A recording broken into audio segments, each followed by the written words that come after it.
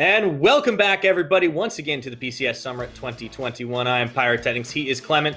We're halfway through. We got 3 more to go. I am excited to see what comes up next. But before we get into that, I'd like to take a brief moment to thank our wonderful sponsors. Of course, you can see them there at the bottom of the screen. CTBC Bank, China Airlines, and Chunghwa Telecom. Thank you for making the PCS possible.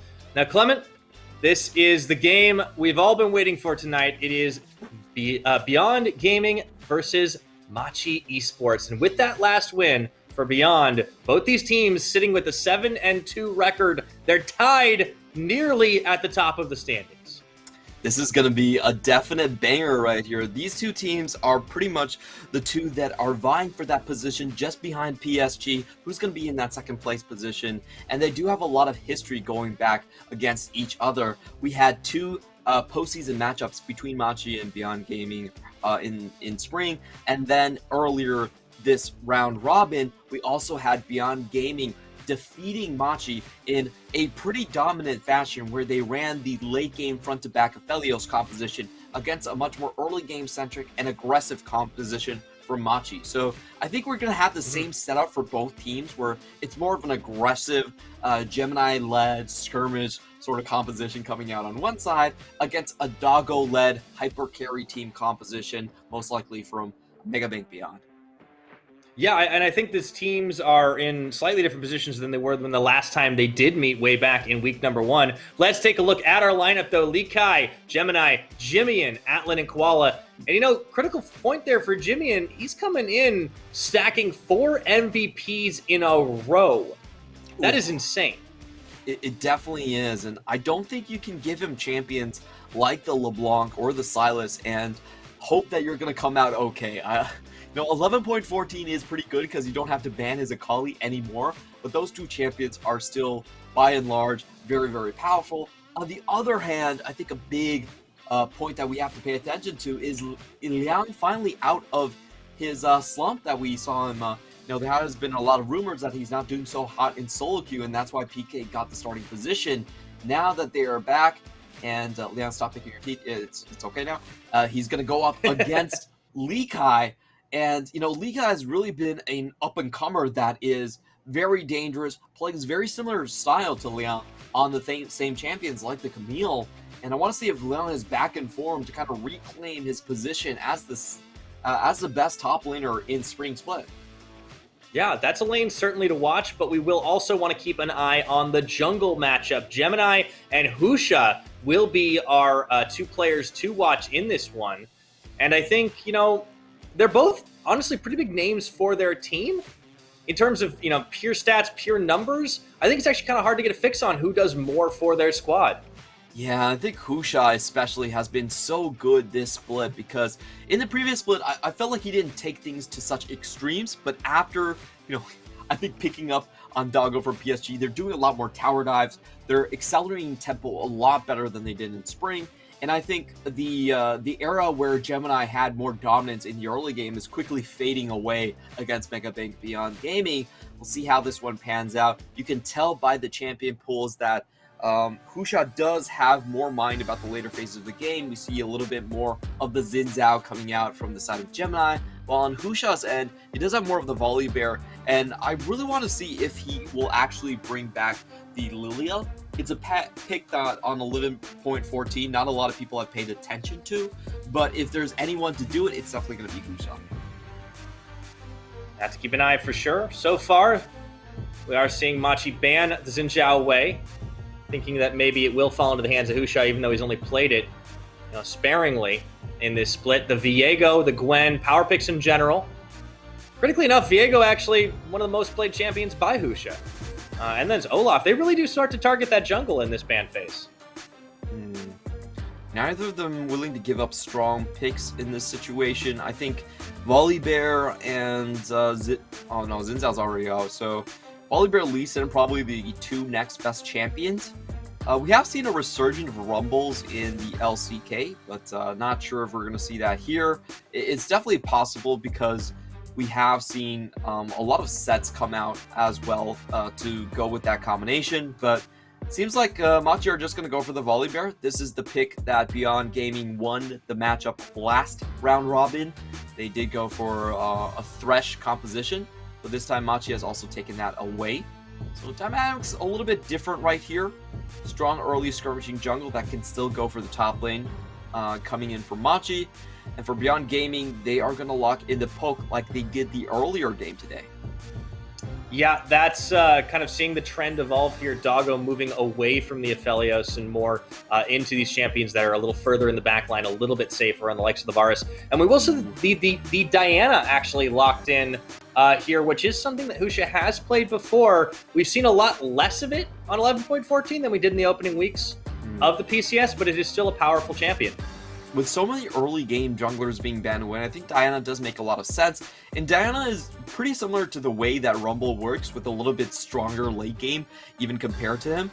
And we see a very strong Drake fight combo coming out already on the side for Beyond Gaming. You lock someone down with the Chains of Corruption, or usually the better way to combo it, of course, is Moonfall first, and then Chains of Corruption with the root and the follow-up damage that comes after. So incredibly powerful, can just wipe entire teams. On the other hand, Machi, they typically do like to draft for safety on Atlan's side. The Jhin or the Ezreal should be the go-to picks here. And this is going to be spicy. Mal-An with a big grin on his face. Is he going to go for the Yasuo? This is the LNG combo that we've seen before. It's incredibly deadly. It's I wanted to see it too, Clement. We get this. I mean, maybe we're not done yet. Maybe we're not done just yet. Although it would be a little bit early to get that pick for Liang. So we'll have to see how it all shakes out.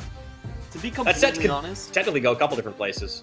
The set is a little bit more stable than Yasuo. I just don't think Yasuo is a very strong champion in this current patch. But I would have wanted to see it. It's so much fun whenever you have a Hasaki on the map and then 3 players just fall down into oblivion. But Beyond Gaming are going to go with a safer route here, and they will also take on the Aurelia, interesting enough. We have seen Aurelia actually beat out the sets on this patch. Incredibly strong champion on 11.14, so they're going to make sure that doesn't go down. They are going to, I think, most likely secure themselves a Set versus Sylas matchup, which is very much in favor of the Set. Right, so that matchup definitely something Beyond will be a little more happy about. On the opposite side, Machi, they ban away the Lucian. We have seen a top Lucian already here in the PCS. Good old Top King finding a home for himself on this patch. Let's see what the last ban is for Beyond Gaming. It is going to be the Renekton. So a lot of focus towards the top side. Beyond should still have the opportunity to secure that counter pick for Liang with the final, if they want to do that. Let's see what Machi ends up spending their last ban on. It will be the Jace, so it all is about the top. With the Renekton gone, we have seen a very high priority on Camille coming in. But it looks like Beyond Gaming are still thinking about possibly going for the Yasuo. I like this. Playing with our hearts here. Different ways to combo then.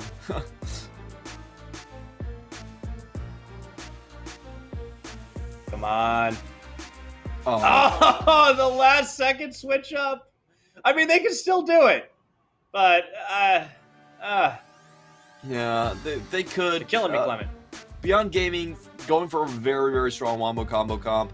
They have multiple crowd control, AoE crowd controls at that, on the team roster already. All 4 of their members can dish out AoE crowd control plus damage, so it's an incredibly powerful comp. And I think Machi, their best answer to this is to draft more of a 1-1 where they're constantly split, and you're not going to take that much damage from a single area of effect target ability if you're never grouped up together. So I like what Machi is doing here. They are going to go for something that is very standard, and I'm a little bit surprised that Beyond Gaming didn't actually pick up Camille themselves. I feel like Camille would have been a very strong pick given their setup, and it would have been a great takeaway. But let's see if Liang has something in store for us. I do think this set should be going into the mid lane. Set versus Sylas is very favorable, and we have had Beyond Gaming pick up a lot of sets in the mid lane in Spring Split. And now we will see the Fiora coming out. This is the matchup that I was talking about the entire day, and it is the go-to matchup. If you see a Camille on the other side, you can block out the hook shot very easily. The hook shot, once it's in air, there's not much that Camille can do to dodge out of riposte, and you can just destroy her that way. You do see I love both of these compositions. They're both so strong. And another thing about the Fiora is if you manage to get one kill with the Wombo combo, then it allows your entire team to heal up within the Grand Challenge as well. So there's a lot of overlapping strengths that come out from Beyond Gaming, mainly in the team fights. And Machi, it's going to be really hard to actually prop up that Camille and make her be a viable side lane when there's such a strong direct counterpick on the other side. Yeah, I think that is always a little bit tough, and Beyond should be very happy with what they were able to draft on their solo lanes. Getting two favorable matchups against a team with the caliber of Machi is never going to be easy. So I think they can be happy with how that worked out in the draft. The question is, how well will it work out in practice? We have seen this matchup a handful of times. The Fiora has been the go-to. How well it's actually worked out has been a whole nother story, but Liang has found a bit more form here as he's come back into this starting roster for Beyond Gaming. Will it be enough? Will Beyond be able to pick up another win and 2-0 over Machi Esports? Or will Machi find some revenge and keep themselves in the top two of the standings? Whoever wins here is going to be able to claim that title definitively, at least for the time being. And it's a high-stakes matchup. For sure. These two teams, they are at each other's throats for the most of the split. The way I'm looking at this draft, I actually do favor Beyond Gaming's draft quite a bit. I feel like the only real win condition for Machi is if Jimian is out of control. Like, if he's that strong, he can then take on the Fiora, then wrestle back some side lane control. But if that doesn't happen, it's very hard to see how they win the 5v5 or how they even go into the split push when Fiora gets that matchup against the Camille. Welcome to Summoner's Rift. Yeah, I mean, they've been able to rely on Jimmy to pop off in the past, but I don't know if that's wise to be completely depending on for a win condition. So let's see how it all shakes out. Doesn't look like we got too many shenanigans to start. Gemini sniffs into the red side jungle, finds Husha, decides it's probably best not to keep going. Looking at the matchups in this one, I do think the mid lane matchup is probably one we will want to keep our eyes on, even though it is favorable for Maoan. Jimian has been the big pop-off player for Machi thus far. We keep on seeing the PSG flashes by multiple members coming in from Megabank Beyond Gaming. I wonder if the teams are screaming each other much, where it's just kind of like two teams that are almost sister teams in a sense, and that's why that BYG is so willing to rep for their PSG brothers. On the other hand, I do agree with your point you just made. I feel like Gemini is probably the only strength in the early game coming out for Machi. His matchup against Diana is very one-sided and favorable. He should be winning all skirmishes when the two face up against each other, and that makes him the only winning point on the map. So we have to place close attention to Gemini, and I love what Liang is doing. He knows he wants to just trash Lee Kai in the top lane, so he's making sure that he's going to get the 1v1 to do so, pops up the early ward, and is going to know the pathing from Gemini. Very important thing to do, especially when you're not going to be able to match the pressure. Husha, I mean, Diana was kind of a go-to pick for a little while for people who wanted to, get on a jungler that was going to dish a lot of damage, but not necessarily get involved as early. Ooh, speaking of get involved early, Kino wants to go in onto Atlan here, and Doggo just keeps pumping out the damage on this Varus. We do talk about the bottom lane not being quite as interactive early on, but again, when it's Doggo and Kino, I think the rules, the normal rules of engagement are out the window. Yeah, but we do see Atlan with a very defensive setup, so he's not going to be looking for aggressive trades here. He is down a heal, and usually the cleanse is more for more against the jungle intervention than it is for a 2v2 rune, so I do give a slight advantage here to Beyond Gaming's bot. However, in comes Gemini. Yep, looks like we got ourselves the first blood after all. Maoan, ooh, the flash! And looking for the haymaker as he walks away. Jimian actually gets first blooded as Husha tag teams in. Maoan just trying to two-step his way out of the kill. And I think he'll be able to do it. Gemini just doesn't have the pressure just yet. As I say it, just enough for Gemini to get the revenge.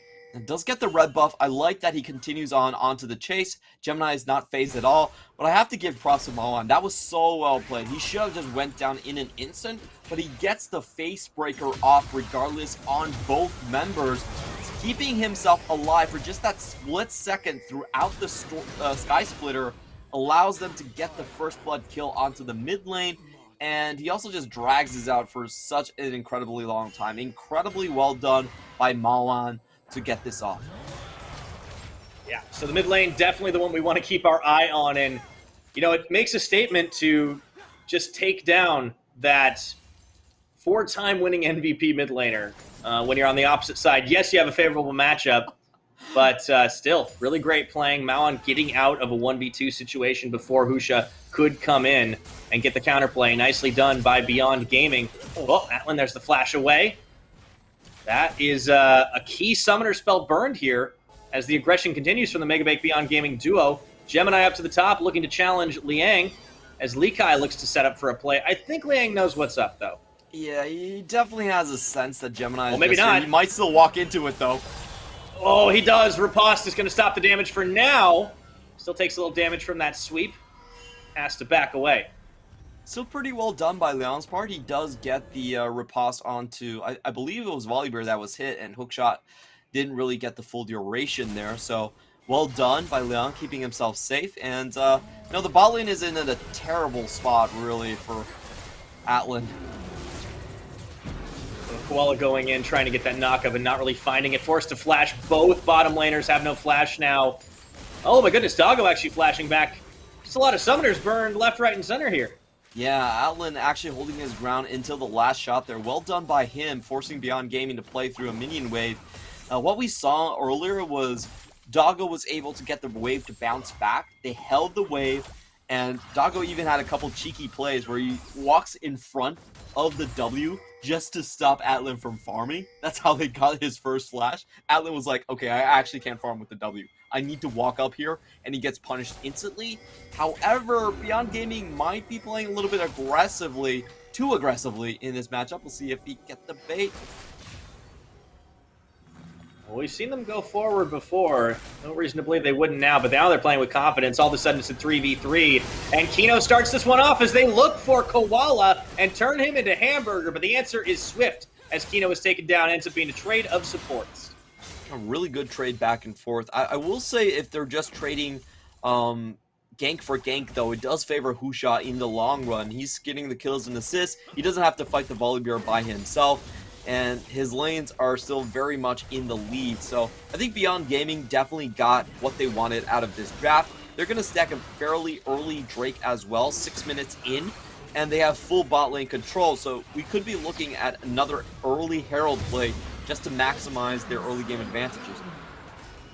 And this is the type of game that Beyond have liked to play this split. Remember, we talked about how this was a team that in the spring had a very slow game time and basically did a complete 180 and had one of the fastest games and mostly wins in the entirety of the PCS. Now, things have shuffled a little bit. We've had some craziness in the last day or two, but all the same, Beyond Gaming maintaining a pretty fast game overall, and a lot of it is because of their quick moves on objectives, including dragons.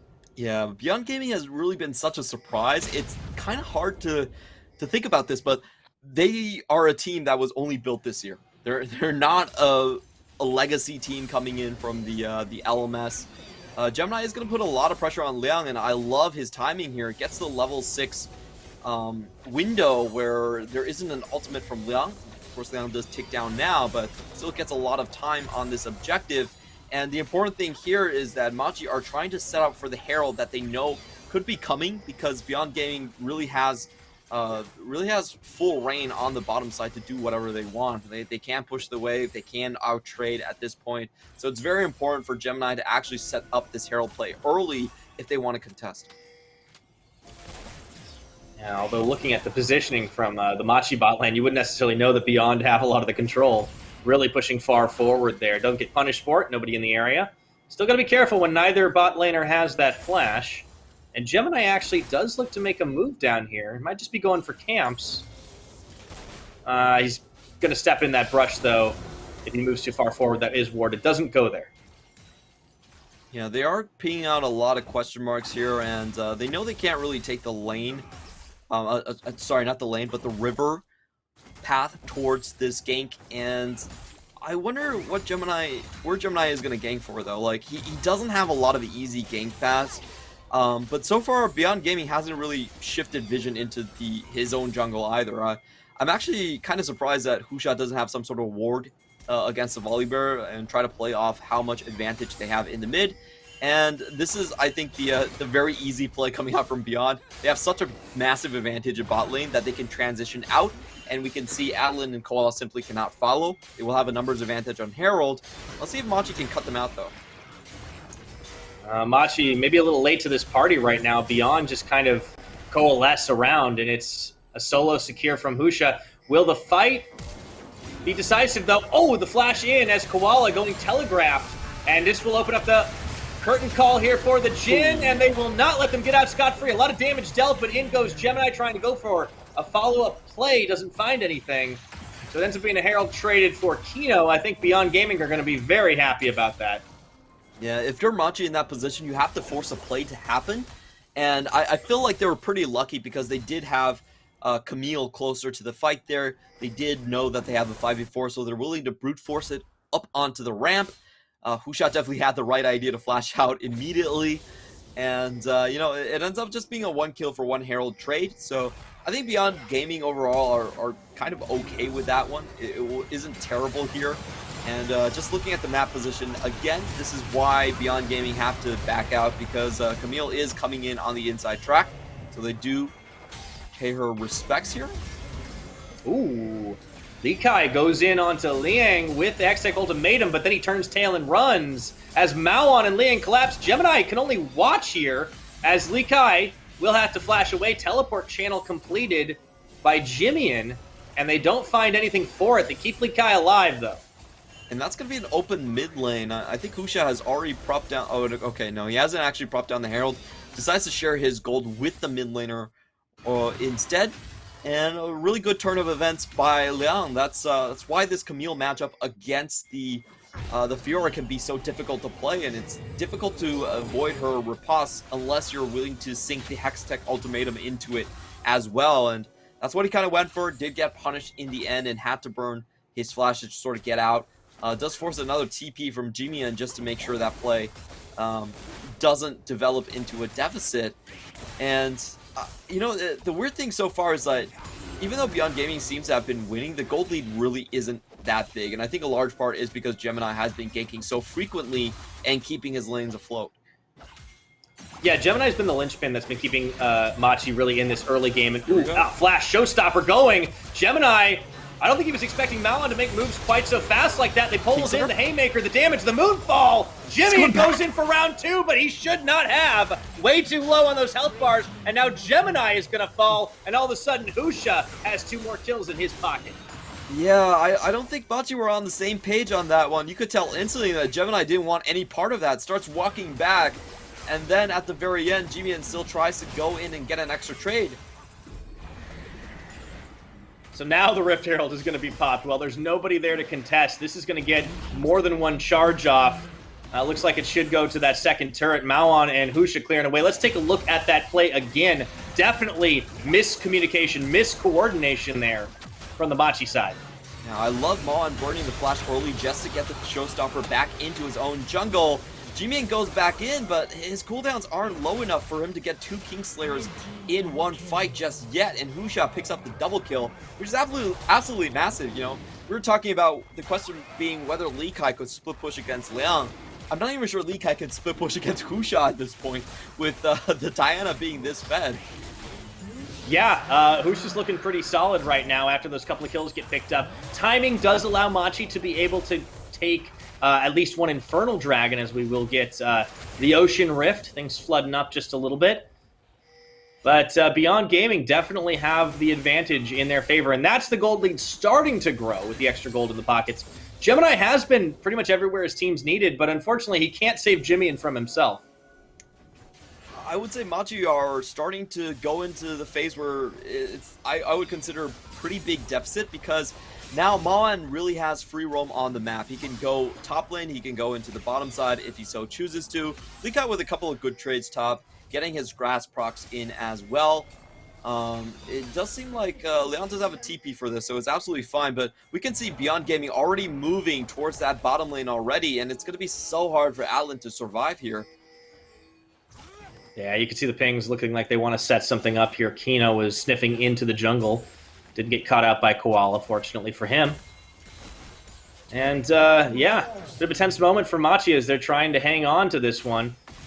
Deficit to about 3,000 and some change in favor of Beyond.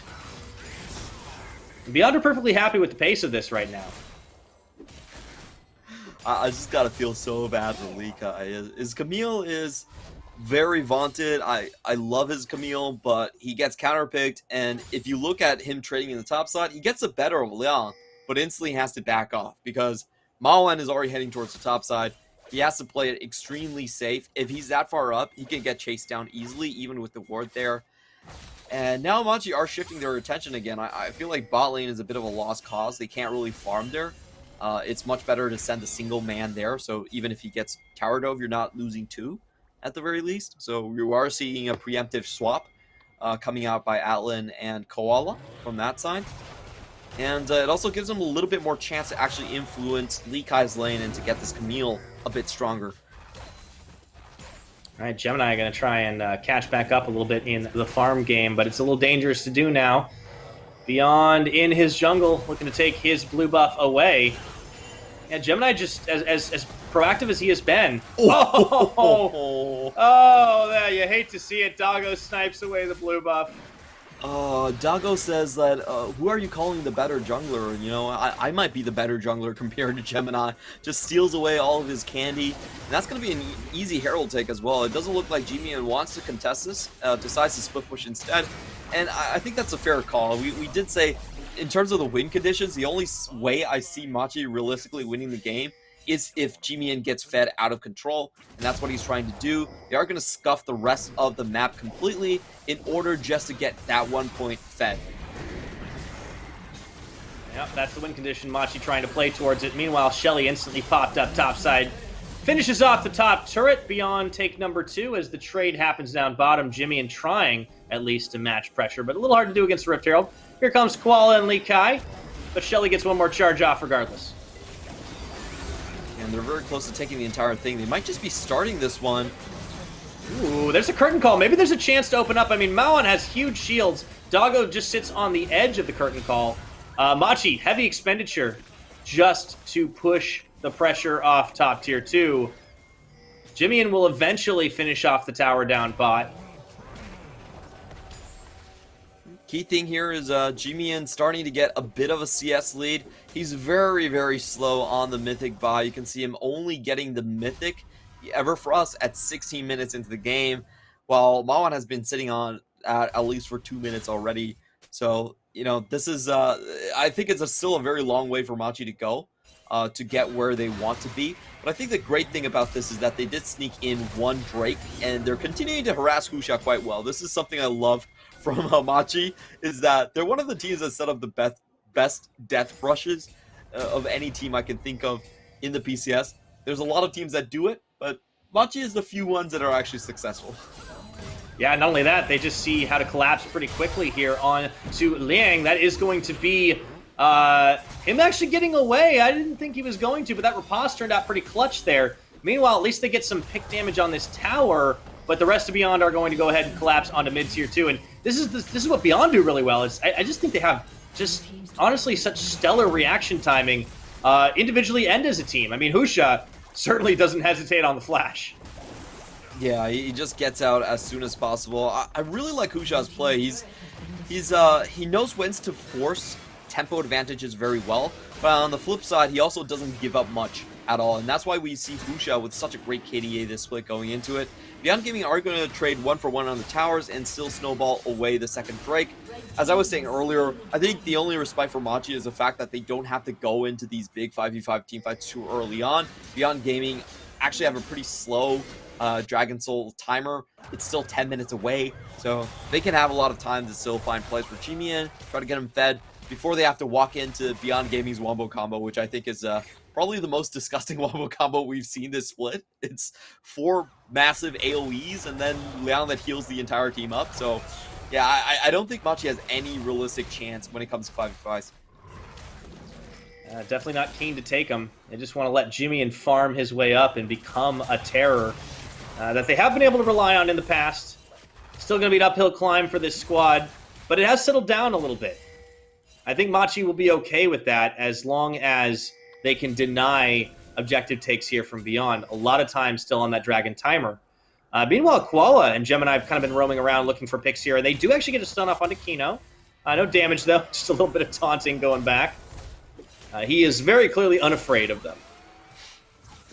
Yeah, he's willing to hold his ground. He knows that in this position it's a 4v4, and he even has his set on the inner track, so if there is a protracted fight that does happen, you expect Beyond Gaming to be the ones coming out ahead. You can see at this phase, Jimian is still not able to take on Mao on 1 versus 1, so he has to play towards his own tower. Ooh. And wow, that's a huge Oh, loss. here comes Mao comes in. Yeah, he's going to go ahead and find at least one here, forcing out the Stormbringer from Gemini. Curtain Call opened up for the Jin as Atlan finds Mao on 2 shots. Meanwhile, on the opposite side, Husha Liang double duty onto Jimian, who's just not strong enough to contest. Liang claiming a kill for himself here, and Husha even staying alive. Liang going back in for round number 2, and things for Machi have just gotten dire. They need to get out, and fast. Lee Kai goes in with a hook shot and immediately turns around. Really nice. They only lose... By... Yeah, Jimian.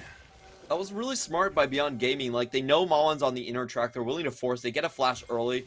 Props to Atlan for getting out with the Gale Force on this one. We could see Malin, actually, his flash didn't really get the desired effect. His face breaker was a bit off to the side.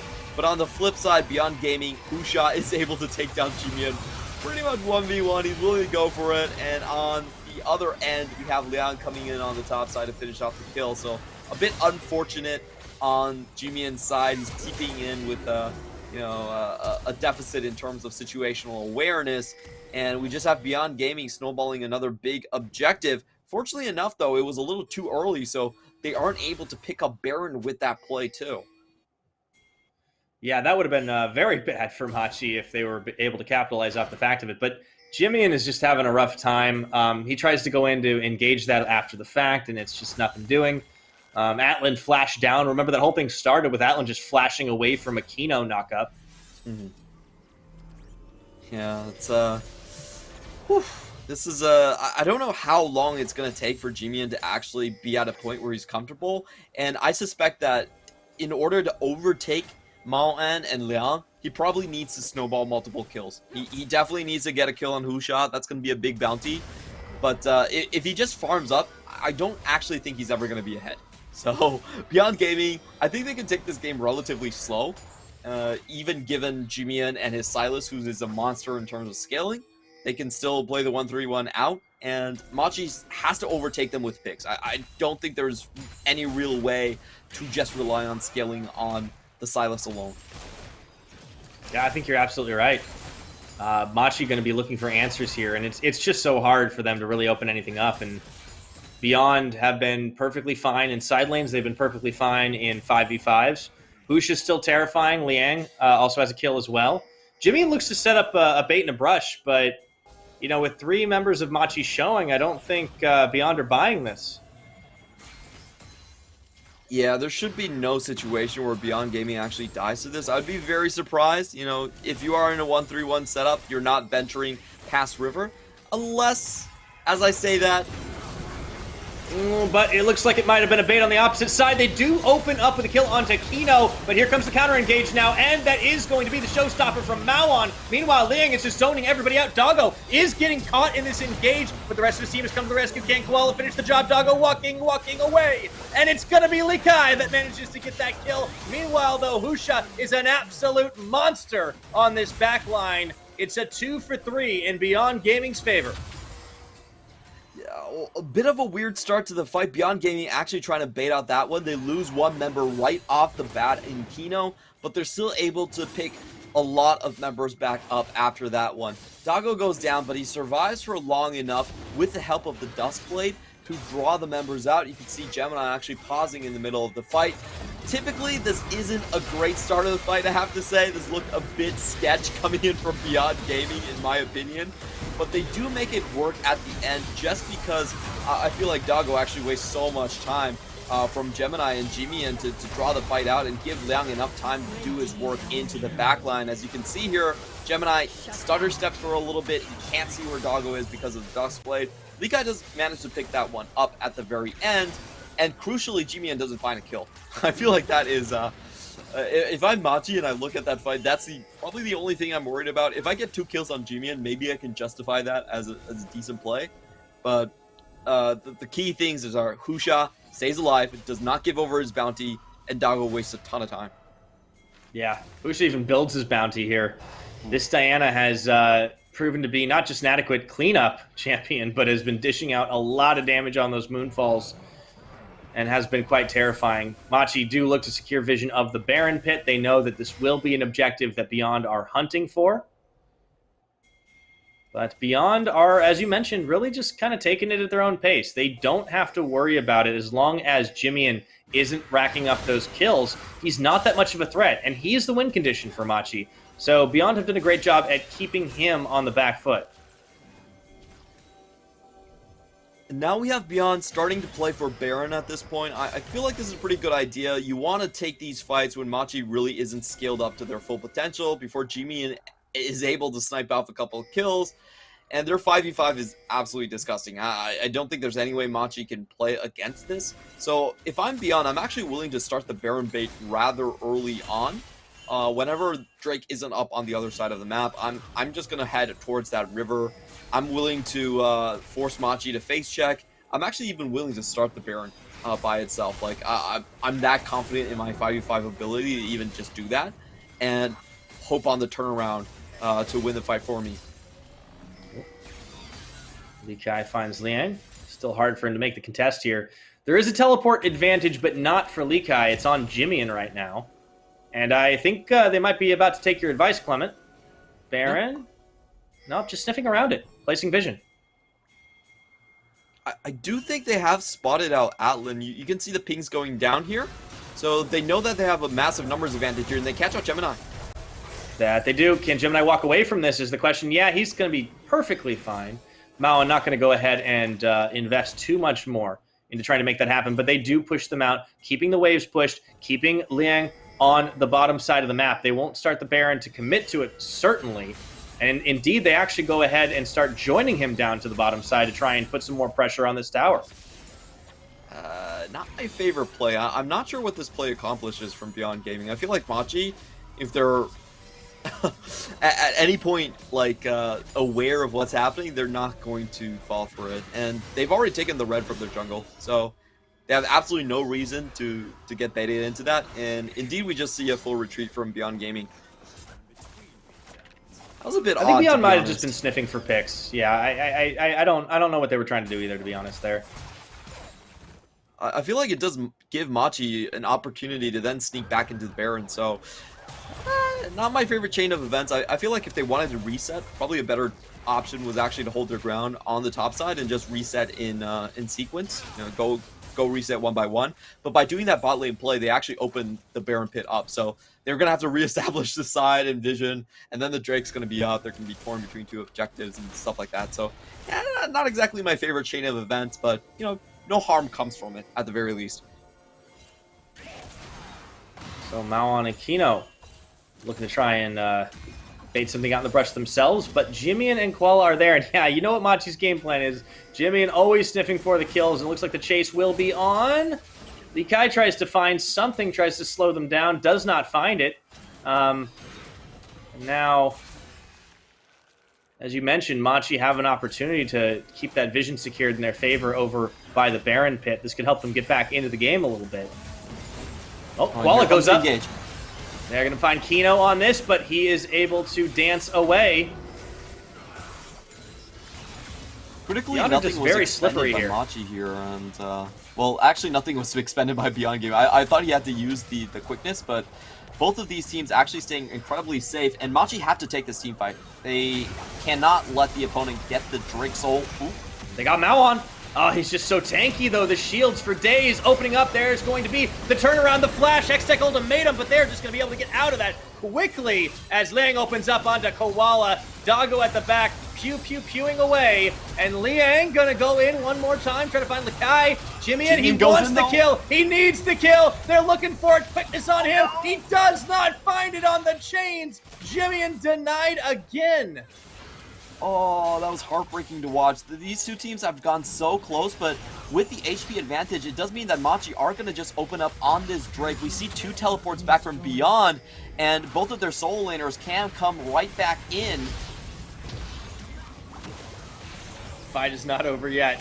Dragon started up. Machi, they do not have Koala. They do not have that engage tool. He's just coming off of base. I think Beyond should be able to secure this. A Smite Seal could happen. They turn on to Kino. Low damage, and they are leaving Gemini behind. He's forced to flash the wall. Dies anyways. Jimmy still sniffing for something, but it all goes wrong. Beyond Gaming managed to secure themselves the Ocean Soul. There is a shutdown. Likai will be happy for the gold, but they did not get nearly enough.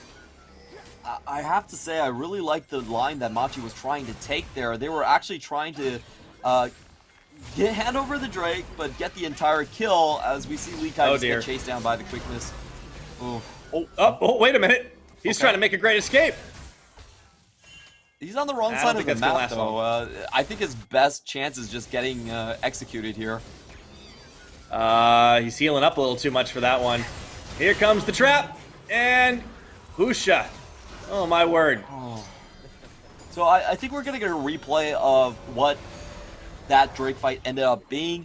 Machi actually had a really smart idea of getting the pick on the right side and giving over the Drake. And what that would have allowed them to do was then clean up the rest of the team fight, and they would essentially be trading Ocean Soul for the Baron play later on. But unfortunately for them, Kino is able to dodge out of the Abduct and also dodge out of the hook shot. That was so well played by Kino to avoid all of the engages right there, and then the team fight goes into an unfavorable position where they're trying to keep Atlan alive. Atlan still has to burn all of his summoners, and even though they get one pick here, they're not able to pick up the team fight win, and the Baron is still on the table for a contest here.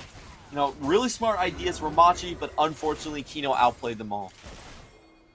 Yeah. Beyond Gaming just outplaying on the whole. Brush bait and Maon. Is it going to be enough, though? That's always the question, dealing with somebody as tanky as a set. And the answer is no. They turn around once again. I feel like we've seen this movie before. Doggo takes down Jimmy, and to start things up, Gemini, Koala, Atlan, Likai trying to find something. Doggo in the back of the ultimatum will finally fall to Atlan, but Atlan cannot celebrate for too long because he is out of teammates, and Husha is on the chase. Beyond Gaming were so confident that they're going to win that one. Liang doesn't even try to go up. He just allows his team to play the 5v4. They win on both sides of the map, and now the base has to be wide open. Only Atlan is alive here. They're not going to lose, but it's very possible that Beyond Gaming are going to break open the entire base and take the Baron to boot. A dangerous game there, Liang. Baiting him out just a little bit, but Atlan will not step too far out the base. This should be the easy Baron take. They take their time about it. Let's take a look at how that fight started with the brush bait, but Mawan just would not die. Yeah, Mawan's a bit too tanky at this point. He is a set, and he does have the Gore Drinker, so he doesn't fall down whatsoever. Jimian takes a ton of damage through Doggo that's able to reach them throughout the entire ramp. And Likai comes in very late into the fight, dies instantly. He gets one auto attack off before just evaporating.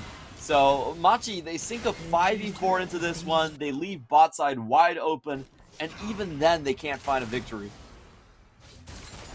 Yeah, Machi just unfortunately never really quite got rolling this game. It has been all about trying to get Jimmy in some kills, but he's just been finding absolutely nothing. The brush baits from Machi, I love what they try to do. It just unfortunately gets sniffed out. Or, you know, the person to face check is Maon, and it doesn't matter because he's set. Just way too hard to die. I think that Beyond may have waited a little bit to start that Baron just to make sure they got it at all 5. I want to double check that when they get going. But either way, Beyond Gaming very far ahead in this game. Should be able to look to close out soon enough. Jesus, our observers are so cruel. They zoomed in onto Jimian missing his abduct on Krog, on Grom. And I'm like, is that really necessary? But that's... And here you see a classic example of tilt. Unfortunate for Jimian. Yeah, that's a great footnote, I have to say, Pyro. That's one of my favorite accents that you're pulling off there. Oh, the David Attenborough. I mean, that really wasn't a David Attenborough. It was more of a just generic British announcer. But you know what? I can work on it. We can get that in. Okay. I definitely encourage you to use that one a little bit more. As Beyond Gaming are now knocking on the base, and we're gonna get our final team fight. Jimmy probably has to find a pick on the one-man side. Oh, he's the one getting picked himself. Does go golden to try and bait things out here, but the damage being dealt out. Ooh, nice chains of corruption that he had stolen away, but everyone's getting pinballed back and forth, and only Likai is going to survive. But for how much longer? Not very, as the grand challenge is completed. Jimmy, the last man standing for his team, has to back outside of his own base, and this is going to be it as Beyond Gaming unopposed. We'll look at the Nexus turrets, turning once more on to Jimmy, who has been unable to find a single kill this game. Beyond, with a full shutdown, will claim the kill, claim the Nexus, and claim their dominance in the top 2 of the PCS. That was a disgusting display. A 4-man into a 4-man. Showstopper into the Moonfall, coming in by Husha to wrap that one up. And what a beautiful sight it was. Beyond Gaming, starting from the draft, I felt like they were very, very favored coming into it. They had counter matchups against both Likai and Jimmy, and they never got going. They never got the 1-3-1 online. And they also were able to teamfight just so incredibly well, too. They never got picked off, really, by Machi on the other end. And I think this match, we see a critical weakness in terms of Machi's strategy so far. But before we go too deep into the analysis, let's just take time to adore this beautiful team fight coming in from the front line of Beyond Gaming. Just coming in from the right side. He gets Showstopper on 4-man. Follows that up with a 3-man face breaker into the massive ball. That was beautiful. It was all Maoan, but then as soon as it happens, then Husha's like, okay, all Moonfall. And then at the same time, the grand challenge is being issued. Everyone just pressed their R button at the same moment, and it was beautiful to see. They pressed their R's, and I pressed my F's for Machi right there. You gotta pay your respects there. But I think this is a wake-up call for Machi. This is something that I've been pondering for a while, but I do think that Machi does tend to get away with a lot of 1-3-1 drafts, especially on the blue side. You're not supposed to be able to blind draft 2 of your solo laners and expect them to be able to split push. It's not usually how that works, and I think they need another strategy when it comes to blue side drafting. I think 1-3-1 with blind solos is likely not going to work against the top caliber of the league. They either need to have a blue side draft that is focused around power picks, like the Viego, like the Gwen, or they have to be able to play something like a hyper carry bottom side draft where you get the thresh early. And because the bot lane duo usually doesn't have a hard counter necessarily, bot lanes don't really have hard counters in that sense, then you can draft more of a front to back composition on the blue side. So currently this is I think Machi getting a little bit exposed, and I don't think they can draft this way against PSG or even Boom Esports. They needed to have a long hard think about how they're going to face these teams in the future, where we have in the second round robin, the other team does get the side select. We switch between side selects on round 1 and round 2. Mm-hmm. Yeah, so they may be a little happier about that, but I think you're absolutely right that Machi's been getting away a lot with some of the things that they maybe shouldn't have been able to from their drafting. And Jimmy really got halted this game, really got shut down. He never got a chance to get rolling, and I mean it's execution is one thing, but it is hard to justify kind of putting all your eggs in a basket, even though he has been popping off against a variety of teams. Against the top tier of the league, we see that limit, we see that wall that this team has hit. Probably better that it happens now than, later on in the split or even into the playoffs. But for Machi, a bit of a wake-up call for them as their win streak does get snapped. And Beyond Gaming reasserting their dominance, really roaring back into form after being upset by Boom Esports yesterday. And there you have it, the graph, the gold. It was arrested for a little bit, but Beyond, slow and steady wins the race. Slow and steady kills the base. And they were able to do it on Ocean Soul. It's so disgusting to see the jungler actually doing the most damage on the team. Husha with 26,000. Dealing more damage than the enemy mid-jungle combined. And I think this was the big point about this game, that was that despite Beyond Gaming having 3 aggressive lanes early on, none of those lanes actually fell behind because Husha was there to match every game by Gemini. Gemini, he's on the much stronger early game jungler, but he's not able to flip any of these matchups because he's getting tracked so well. We never saw an unanswered gank coming in from Gemini's part, so kudos to Husha for really leveling up. You know, I was talking about Rocky being the most improved player, but I think it could go to Husha as well, though Husha probably had a much higher base to start with in spring. This is just a disgusting display of in a game. Perfect KDA, 29% of the team's damage. I've got to say, between him and River, I might be favoring Husha as our best jungler this split so far. It's a bold statement, but, you know, not without merit. Husha, yeah, you want to talk about tracking. He didn't just track the volley bear. He tracked everybody, 100% kill participation. He was involved in everything on the map. And I think it really was a tale of two junglers. And Gemini, you know, he really tried to get his lanes ahead, to get his lanes rolling, to play for the ganks. But he just got answered every single time, wherever he was. Husha really started to accelerate early, too. I think that was really fantastic to see. So great job by Beyond Gaming. They take the win. We're going on a break. We'll be right back after this for more of the PCS Summer.